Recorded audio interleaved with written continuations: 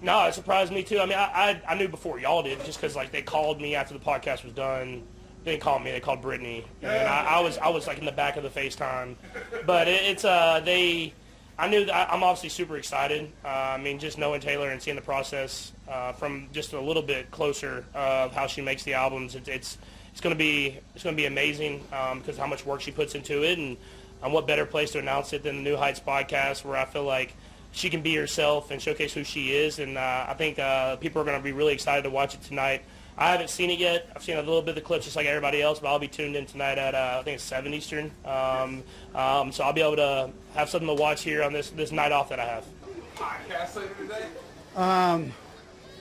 No, but listen.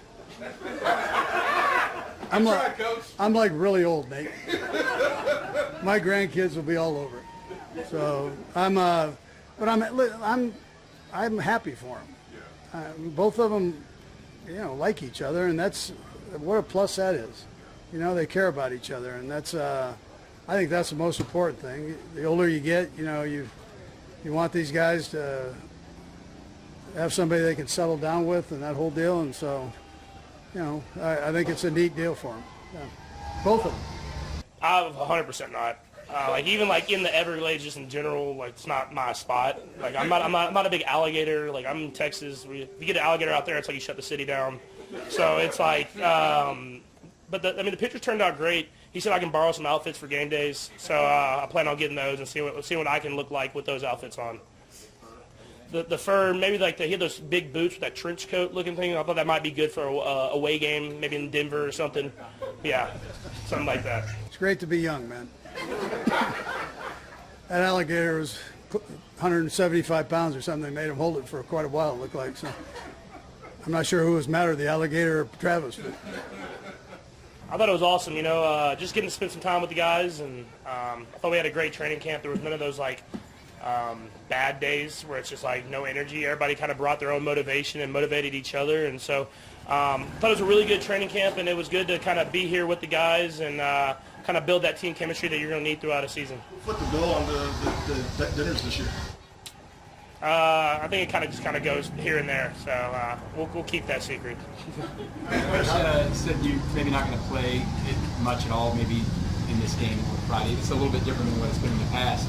You want to play a lot, but yeah, I'll be prepared to play. I think I go into every single game with the mentality of you don't know how much you're going to get in there, so whenever you do get reps, you just try to maximize those, and so I'll go through my normal routine and be ready to go, and we'll see how it gets as we get there, but I'll be prepared to play for however many snaps that is. Looks like you had a good time today. How much enjoyment do you get out of being the scout team quarterback for a day? Yeah, it's fun. You get to push the envelope a little bit. You get to try stuff even more than you would try at a regular training camp practice. And so worked on kind of my fakes and stuff like that, trying to get the defense to bite on fakes and stuff. And then try to throw it into tighter windows. Sometimes those things are circled, but you want to still try to fit it in there and get the completions. And so it's a different type of competitive thing that you go through, and you're trying to beat the defense whenever they are kind of set up to succeed. Actually, what you learn about the team and camp? Yeah, I think you learned, I didn't learn this, but you know how hungry these guys are. I started in OTAs, and guys are ready to compete. They're ready to get out there and prove who we are, and we have a lot of young guys, and I think it's bringing a lot of energy to the team to add with the veteran leadership that we have. And so I'm excited for the team and excited to get out there, and we got a good last few preseason games, and then we have a great early schedule. So I think guys are really ready to get out there and showcase who we are. Patrick, a couple of those young guys on the left side of your offensive line, what do you see in their progression in some of the weeks out here? I thought they learned a ton. Obviously they're talented and they have the physical abilities, but being tested by Spags every single day, you have to learn how to not make the same mistakes twice, and they did a good job of that. And so we'll continue to get better and better as they continue to get more and more reps. I thought they did a great job just getting better and better each and every day at training camp, and we can continue to build that throughout the season. You guys practice hard out here, but also the regular season is a different beast. What is the difference in putting that together in a regular season? Yeah, I think you don't have the reps, I guess you would say. Obviously you get so many reps at training camp that when you make a mistake, you kind of get another chance at it. Versus in the regular season, you make that mistake, it could be the difference of a game. And so for them, it's just they're making their mistakes now. They're learning from their mistakes. so that when we get to the regular season, they can execute and not make those mistakes in the game. And so this is what it's all about. That's why we have so many reps at camp. That's why we practice at the pace that we practice at, because you want to be able to get those mistakes out of the way now so that when you're in the season, you're not making those mistakes in kind of those do-or-die type situations in the game. I'm not sure this is everybody's first choice of where they would want to train, but when you finish this, is there like a sense of accomplishment or gratification that you kind of survived a month of this? No, yeah, I mean, it's I like it out here. I'm going to be honest with you. Like, it's like the best practice fields that you could possibly have, and the weather kind of held off pretty, except for like one day, it was pretty good weather all year long, and even though the dorms I could do without the dorms, but everything else, like, I have fun out here, and I'm excited to get home now and see my kids, but at the same time, you kind of get away and you focus just on football, and it kind of locks you in for whenever you go back, you're in football season and you're not in that off-season kind of mode. And so it's good to get away from here, get away from home for a little bit and just focus just on football, but I'm definitely excited to see the kids when I get back. We'll go across the room and start to peek about the Patrick, yesterday you played the crossbar game, and you've done games like that at camp. Is there something more than just the enjoyment of playing the game to get in there? Yeah, it keeps competition going. You know, we have competition in that quarterback room, and we want to have healthy competition and fun and keep stuff motivated. And so I think the coaches do a great job. If you see us sometimes when we're an individual, we're doing drills and we're working on footwork and stuff like that. But they keep it fun, too, where we're doing drills where you're working on accuracy like crossbar, and stuff like that in pressure type situations with everybody watching. We like to do it with the fans are out there, so there's no hiding. You got to do it where everybody sees it, and so it puts you in. I'm not gonna say game-like situations, but it puts you in a place where there's pressure on you. You got to be accurate and make throws, and so it's definitely a lot of fun. We came up short yesterday. I didn't get to throw in that last one. I blame Nags. So it's if I'd have got one throw, I thought we were gonna win. Patrick, just what was your reaction when you saw the news maybe before most of us did that, you know, Taylor's going to go on Travis's podcast, and did you know a new album was coming? No, it surprised me too. I mean, I knew before y'all did, just because like they called me after the podcast was done. They didn't call me; they called Brittany, and I was like in the back of the FaceTime.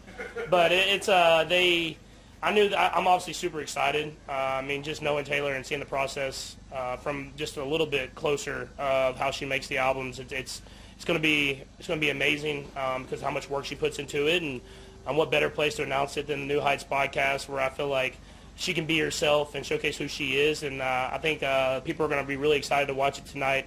I haven't seen it yet. I've seen a little bit of the clips just like everybody else, but I'll be tuned in tonight at I think it's 7 Eastern. So I'll be able to have something to watch here on this night off that I have. With the preseason schedule the way it is now, if you didn't play much on Friday, would you like to play some of that third preseason game just so there's not a long layoff until week 1?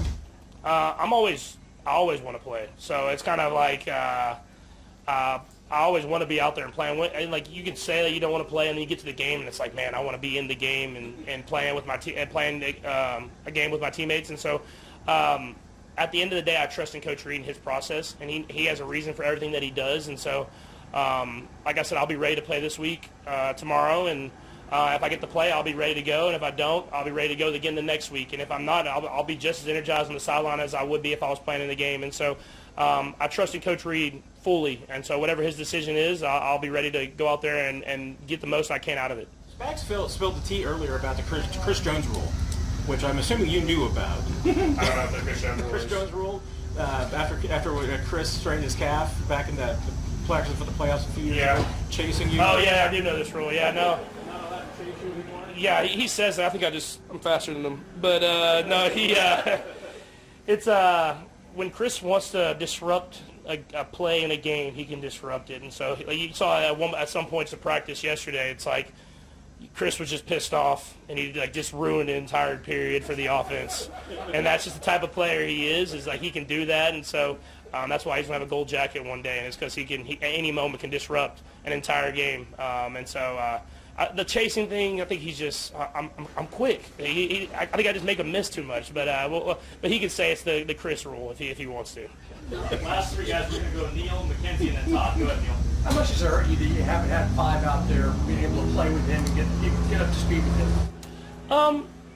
I mean, I always want more and more reps. I mean, I think that's everything. But I think he's done a great job progressing in the rehab process, and so hopefully this soon, really soon, that we get back on the field again. And I know it won't be in front of the fans and stuff like that. But he'll get enough work in. We have enough weeks left that he'll get the work, and he's gotten the mental work, he's gotten the walkthrough work inside the building. And so we talk all the time on the sideline and throughout games. But hopefully we get him out there soon, and we can get a few weeks of work as we go into the season.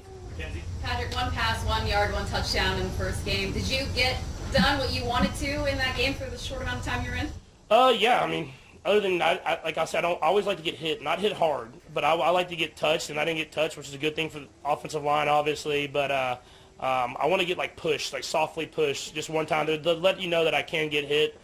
Chris does it at practice, but other than that, like maybe someone else on another team doing it. I'm assuming you knew that Travis took pictures with snakes and alligators before we did too, but we saw these photographs yesterday. What did you think of those? Are you going to be down for a photo shoot with something like that ever in your life? I'm 100% not. Like even like in the Everglades, just in general, like it's not my spot. Like I'm not a big alligator. Like I'm in Texas. If you get an alligator out there, it's like you shut the city down. So it's like, but the pictures turned out great. He said I can borrow some outfits for game days, so I plan on getting those and see what I can look like with those outfits on. The fur, maybe like he had those big boots with that trench coat looking thing. I thought that might be good for a away game, maybe in Denver or something. Yeah, something like that. Thanks, Patrick. It's great to have the military out here today. Military Appreciation Day. All they do for us, so we can do, including you guys, so you can do what you do along with us. So anyways, the guys that didn't practice today, Brady Stool, and he'll be out. Marquise will be out. Driscoll will be out. Kareem Hunt got a quad contusion. I'm just going to see about him. I'm still kind of figuring out who's going to play, not play, that whole deal. So there's a chance I sit a couple of the starters or at least be short with them. We want to make sure we get a good look at these guys, these young guys. So we'll just see how it all rolls going forward.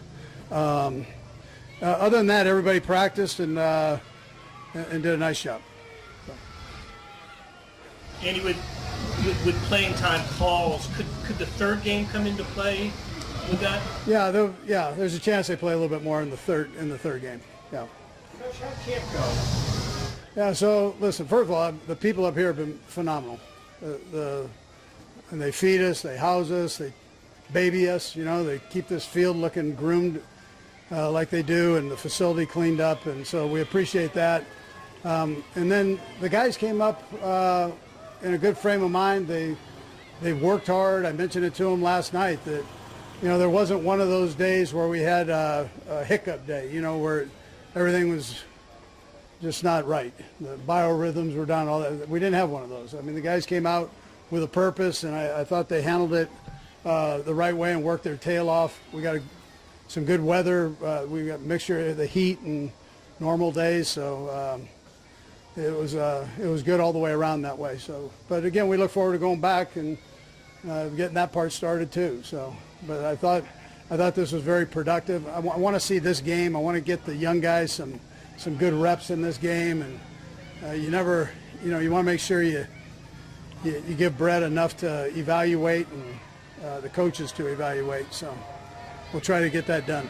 How impressed have you been with Chris Olajokin, both in the game and in these past few days? Yeah, so look, I thought he had a good game last week. So he'll play. He'll get some playing time this week, and all of them. Well, Pat would be the one that would get slighted, but so that would be, but those other three will get plenty of time. Well, we'll see. There's a good chance he doesn't, but we'll see how it goes. What do you mentioned? I know these reps are important for anyone who gets them, but with the left side of the offensive line, Kingsley and Josh getting either new spots or new players. Yeah. How important do you think their reps this time? Yeah, I think it's important. Yeah, I think every snap they get, practice included, is important. There's got to be a chemistry that they develop there, and that takes a little bit of time. So, so it's not just being able to block your guy. All the games involved and blitzes involved and communication. You gotta play with each other to know that. So, yeah. Something made about Josh potentially giving away, but pass or run based on his sets. Is that something you guys talked about after that game? You always look at that. I mean, you look at it at every position, quarterback included.